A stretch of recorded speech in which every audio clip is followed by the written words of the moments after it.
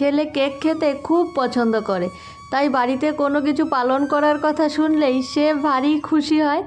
এই ভিডিওগুলো কয়েক বছর আগেকার, ওই তার বয়স যখন 3 বছর ছিল তখনকার ভিডিও। তো সেদিন ছিল তার বাবার বার্থডে, আর আমি তার বাবার জন্য একটা ফুল এনেছি, আর সে আমাকে দেখিয়ে দিচ্ছে যে এইভাবে ফুলটা দিতে হয়। আচ্ছা, তুমি বাবাকে একটু পায়েস খাইয়ে দাও। ও সাথে সাথে হা করে খাইয়ে দিয়েছো। Thank you. আর বাবাকে গিফট দাও। গিফট আনোনি? গিফট আনোনি?